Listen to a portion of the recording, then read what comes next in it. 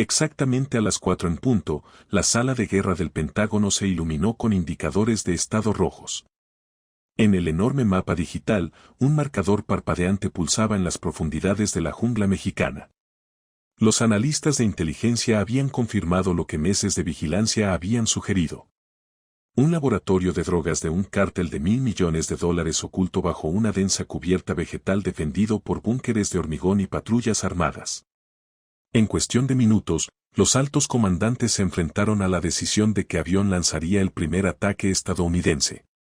El cártel había operado con arrogancia, creyendo que la fortaleza de la jungla los hacía intocables.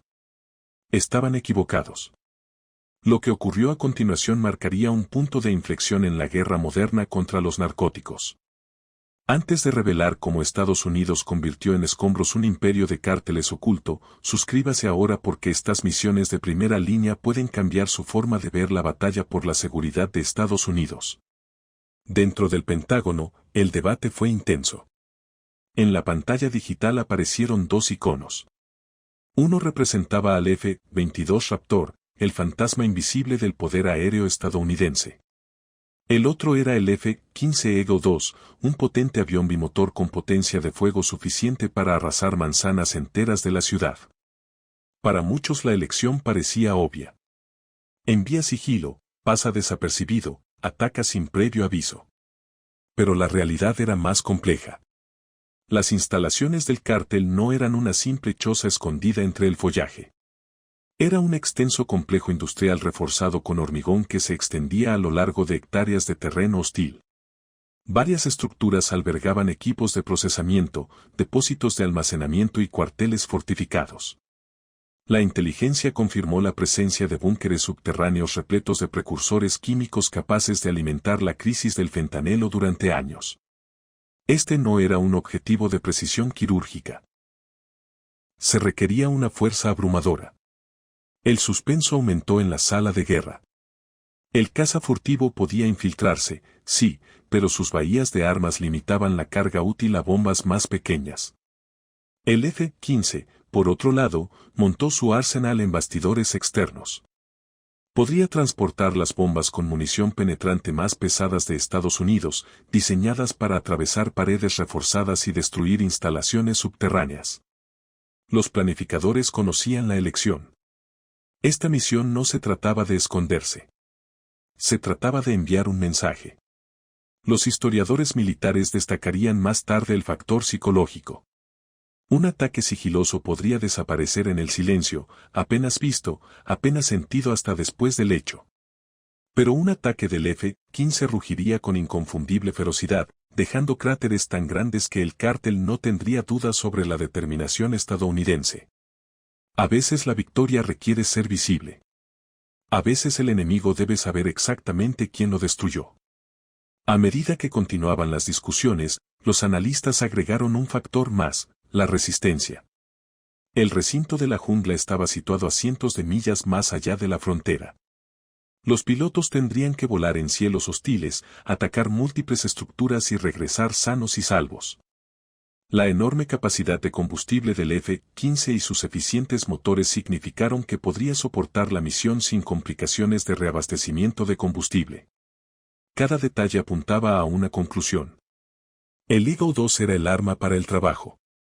La decisión fue tomada. El F-15 lideraría el primer ataque. Su suite de guerra electrónica le otorgaba sigilo virtual, abrumando los radares en lugar de evitarlos. Los bloqueadores avanzados podían cegar las defensas enemigas, mientras que los señuelos creaban firmas fantasmales en sus pantallas. Si el cártel tuviera exploradores o incluso amenazas rudimentarias tierra-aire, quedarían cegados antes de poder disparar. Pero mientras la sala de guerra se calmaba, seguían surgiendo preguntas. Encontrar el objetivo fue solo la mitad de la batalla. ¿Podrían los estadounidenses lanzar un ataque tan profundo en territorio soberano mexicano sin provocar una tormenta de fuego internacional? ¿Podría una potencia de fuego abrumadora eliminar el laboratorio sin provocar bajas civiles que desataran indignación diplomática? La tensión era real. Hay más en juego que en cualquier operación Crosshair anterior. Luego llegó la llamada final. Los analistas deslizaron las imágenes satelitales a lo largo de la larga mesa de conferencias. En la parte superior, en letras negritas, el objetivo principal del laboratorio de drogas del cártel, las montañas de Sinaloa. Debajo de las coordenadas marcadas en rojo. Todas las miradas en la sala estaban fijas en la pantalla mientras el oficial al mando declaraba, esto es todo. El primer ataque de Estados Unidos comienza ahora. La orden fue firmada. El objetivo está fijado. La cuenta regresiva había comenzado. La fortaleza de la jungla había sido construida con el único objetivo de no ser vista nunca.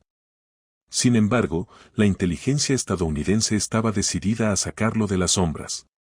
La pregunta que invadió a Washington fue sencilla. La respuesta comenzó con U2 Dragon Lady. Antes del amanecer, la reliquia de la Guerra Fría convertida en espía moderno ascendió a 70.000 pies de altura.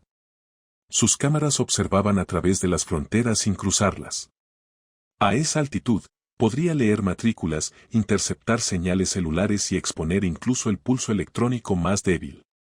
La fortaleza del cártel, que había sobrevivido intacta durante 3 años, estaba a punto de perder su invisibilidad. El suspenso se crea en cada fotograma. Horas de imágenes aéreas no revelaron nada hasta que los analistas notaron un brillo sutil bajo el dosel de la selva. Equipos de procesamiento de calor industrial, la firma de la producción química que los satélites marcaron en rojo brillante. El cártel se había escondido bien, pero había pasado por alto lo único que no podía disfrazar. El calor se filtra en el cielo nocturno. Ese único rastro desencadenó una avalancha de operaciones. Soldados de operaciones especiales disfrazados de excursionistas avanzaban sigilosamente por las crestas de las montañas y colocaban sensores químicos que captaban tenues olores que flotaban en el viento. Micrófonos ocultos captaron el zumbido de los generadores. Poco a poco, la fortaleza se fue delatando. No había caminos que condujeran. Los camiones de suministro se detenían a kilómetros de distancia, transfiriendo la carga a los animales de carga. Las patrullas armadas marcharon en rotaciones repetidas. Sensores de movimiento y cámaras custodiaban cada camino. El cártel creía que esta fortaleza era intocable. Estaban equivocados. 6 meses de vigilancia implacable mapearon cada torre de vigilancia, cada búnker, cada laboratorio. Las computadoras de la NSA descifraron las comunicaciones del cártel en cuestión de horas, interceptando llamadas cifradas que revelaban horarios y envíos. Los analistas construyeron planos tan precisos que los pilotos podían identificar los edificios de memoria. El suspenso flotaba en el aire. La inteligencia ya no era el problema. La pregunta era, ¿se atrevería la Casa Blanca a autorizar un ataque en suelo extranjero? ¿Se arriesgaría Washington a violar el derecho internacional para eliminar esta amenaza? Dentro de la oficina oval, el debate estaba en pleno apogeo. El presidente Trump se sentó frente a fotografías satelitales esparcidas sobre el escritorio de Resolute. Su equipo explicó lo que estaba en juego. El secretario de Defensa abogó por una acción militar inmediata. El director de la CIA reveló cuán profunda había sido la vigilancia. El procurador general advirtió sobre consecuencias legales. Luego vino la decisión que cambió la historia. Los cárteles ya no serían tratados como meras organizaciones criminales. Con una sola firma, fueron reclasificados como grupos terroristas extranjeros que desataron todo el peso del poder militar estadounidense. Cualquiera que los ayudara, desde correos de dinero hasta funcionarios corruptos, era ahora un colaborador terrorista que se enfrentaba a 20 años de prisión. Pero aún quedaba México. Públicamente, su presidente denunció cualquier ataque estadounidense como una violación de la soberanía, evocando amargos recuerdos de la intervención extranjera. Sin embargo, en privado, los jefes de inteligencia ampliaron la cooperación y compartieron información silenciosa con la CIA. La dualidad fue denunciada deliberadamente en público y en secreto. La campaña de presión se intensificó aún más. Washington amenazó con imponer aranceles paralizantes del 25% sobre $400 mil millones en comercio si México no desmantela las redes de cárteles. El reloj económico estaba corriendo. México respondió con una apuesta sorprendente. En una sola noche, 29 líderes de cárteles fueron subidos a aviones y extraditados a Estados Unidos. Entre ellos estaba Rafael Caro Cuantero, un hombre que había rondado la memoria de la DEA desde 1985. Era algo sin precedentes. Las extradiciones que antes tomaban años ahora se realizan en horas. México compró tiempo, pero no inmunidad. Mientras los diplomáticos peleaban en público y los generales susurraban en privado, los ojos estadounidenses ya tenían fijadas las coordenadas de la fortaleza de la jungla. La decisión había sido tomada. El laboratorio de drogas ardería. La tensión se intensificó una vez más. La única pregunta que quedaba era cómo se desarrollaría la huelga y si el mundo estaba preparado para lo que vendría después. La sala de conferencias del tercer piso del Pentágono no tenía ventanas, solo luces fluorescentes y una mesa de caoba cubierta de imágenes clasificadas. En esos mapas, la fortaleza selvática valuada en $1.000 millones del cártel no aparecía como un misterio, sino como una cuadrícula de manchas verdes. Cada fuente de calor estaba marcada. Muros de hormigón, bahías de generadores, tanques químicos, torres de vigilancia. 6 meses de inteligencia habían despejado las sombras. La coronel Martínez, comandante de la misión, trazó con el dedo una trayectoria de vuelo que serpenteaba por los valles al norte de las montañas de Sinaloa. El plan preveía 12 F-15 East Strike Eagles. Volarían bajo, pegados al terreno para evadir el radar mexicano. Cada piloto había memorizado cada pico y cresta.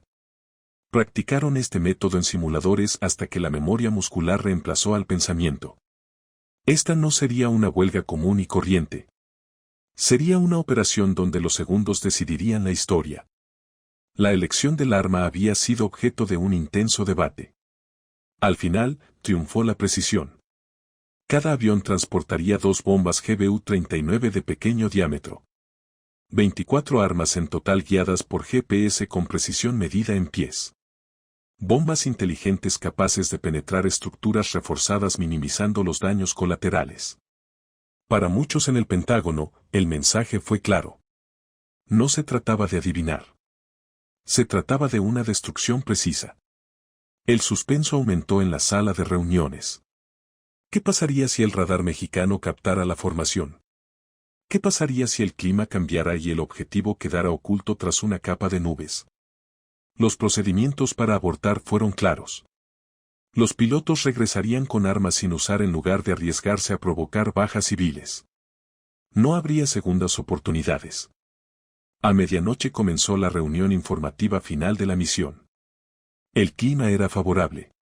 Las firmas de calor confirmaron operaciones completas dentro de las instalaciones del cártel.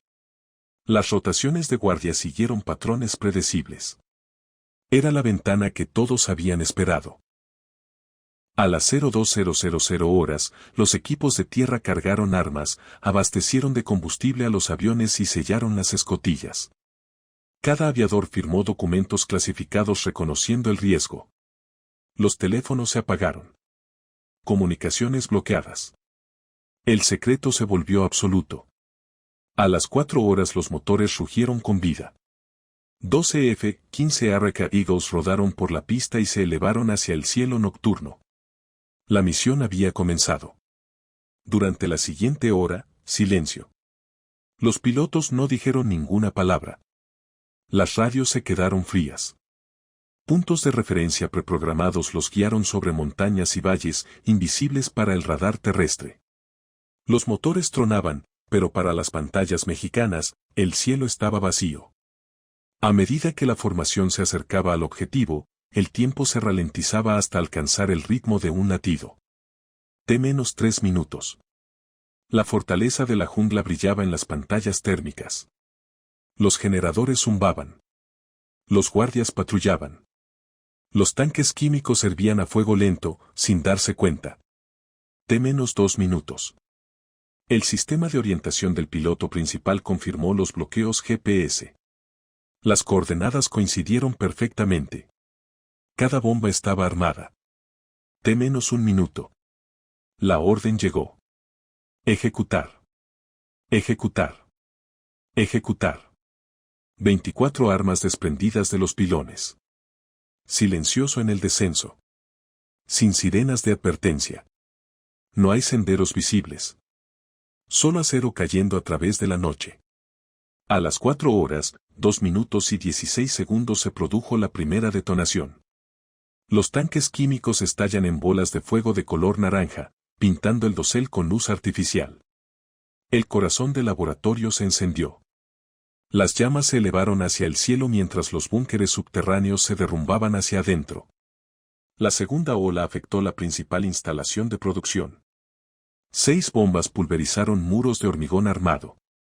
Sistemas de ventilación y maquinaria vaporizados en lluvias de chispas. La operación multimillonaria del cártel se deshizo en menos de 5 segundos. Las torres de vigilancia se derrumbaron cuando ataques de precisión silenciaron las posiciones defensivas. Los cuarteles se derrumbaron, sin dejar posibilidad alguna para una resistencia coordinada. Las bahías de los generadores explotaron en cadena, sumiendo el sitio en la oscuridad mientras las llamas consumían todo lo que había arriba. 2 segundos. Eso fue todo lo que se necesitó para que décadas de inversión de los cárteles se desvanecieran en humo y escombros. A lo lejos se oyeron conversaciones radiales del cártel. Los sobrevivientes gritaron a través de líneas encriptadas. Ellos saben dónde estamos. El pánico se extendió como un reguero de pólvora. Los convoys se dispersaron. Las casas seguras se vaciaron. El mito de la invencibilidad se hizo añicos de un solo golpe. El radar mexicano detectó la formación solo después de que comenzaron las explosiones. Demasiado tarde. Para entonces, los segundos del F-15 ya estaban ascendiendo de nuevo hacia el espacio aéreo estadounidense. La jungla de abajo ardía. Una cicatriz grabada en la historia del cártel. El suspenso era intenso. ¿Qué haría México ahora? ¿Qué diría el mundo cuando el amanecer revelara las cenizas de un imperio de la droga de $1.000 millones?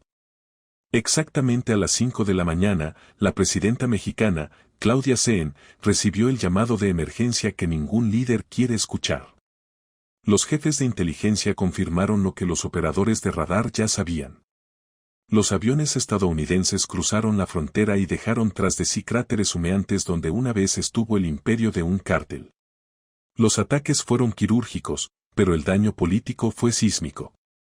El Ministerio de Relaciones Exteriores de México citó al embajador de Estados Unidos menos de una hora exigiendo respuestas, pero Washington permaneció en silencio. El Pentágono declinó hacer comentarios. El secretario de prensa de la Casa Blanca no ofreció detalles y los canales oficiales no dieron confirmación. El silencio mismo se convirtió en la declaración. Sin embargo, a puertas cerradas, los planificadores militares revisaban las imágenes satelitales que llegaban. El complejo, una vez oculto, había sido reducido a escombros y las llamas aún lamían el dosel. La operación de drogas valuada en $1.000 millones había desaparecido. Dentro de las filas del cártel, estalló el pánico. Los sobrevivientes de puestos remotos informaron haber escuchado llamadas de radio encriptadas llenas de miedo. Los comandantes ordenaron a los trabajadores que abandonaran los laboratorios secundarios, las casas seguras y los convoys. Las rutas de abastecimiento se congelaron durante la noche. Durante décadas, los cárteles creyeron que la geografía era su armadura, selvas densas, valles remotos, recintos fortificados. Ahora, esa ilusión se había desvanecido en menos de 10 segundos de fuego estadounidense. Para los residentes del otro lado de la frontera, la huelga envió un mensaje inequívoco. Las comunidades marcadas por años de violencia de los cárteles vieron las imágenes y supieron que las reglas habían cambiado. Ninguna jungla, ningún búnker, ninguna fortaleza podría proteger las operaciones del cártel una vez que el ejército estadounidense puso en acción todo su arsenal. Los líderes policiales locales hablaron con cautela, pero admitieron en privado que el efecto fue eléctrico. Las fuentes de reclutamiento se agotaron a medida que el miedo se extendió entre las filas de los traficantes. Nadie quería ser el próximo objetivo. Las consecuencias diplomáticas eran inevitables. El gobierno de México, bajo presión para defender la soberanía, emitió enérgicas condenas. Sin embargo, dentro de los círculos de inteligencia, los funcionarios de seguridad mexicanos reconocieron discretamente su alivio. Uno de los laboratorios de fentanilo más grandes del hemisferio desapareció, borrado por la precisión estadounidense. La protesta pública fue teatro político. La valoración privada fue de gratitud. La reacción mundial se produjo rápidamente. Los observadores internacionales calificaron la operación de precedente histórico. La primera vez que un avión de combate de primera línea estadounidense fue utilizado directamente contra un objetivo de un cártel en suelo extranjero. Los aliados en Europa y Asia estudiaron el ataque de cerca y observaron cómo la guerra electrónica avanzada, la vigilancia y los bombardeos de precisión se habían fusionado en una única operación perfecta. Los analistas militares lo calificaron de demostración de superioridad abrumadora, un ejemplo clásico de disuasión. El impacto psicológico puede haber sido mayor que la destrucción física. Los líderes de los cárteles, acostumbrados desde hacía tiempo a luchar contra la policía y las bandas rivales, de repente se dieron cuenta de que se enfrentaban a un adversario con ojos satelitales, capacidades de sigilo y paquetes de ataque capaces de arrasar complejos fortificados en segundos. El mensaje era inconfundible.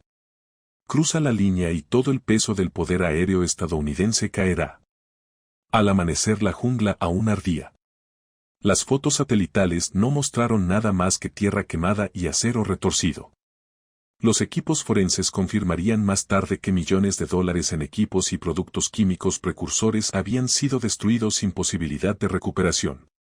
Pero la victoria más grande fue simbólica.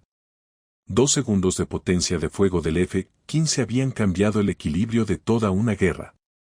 Y mientras el mundo debatía sobre legalidad y diplomacia, la gente que vivía bajo la sombra de los cárteles sintió que había una nueva posibilidad.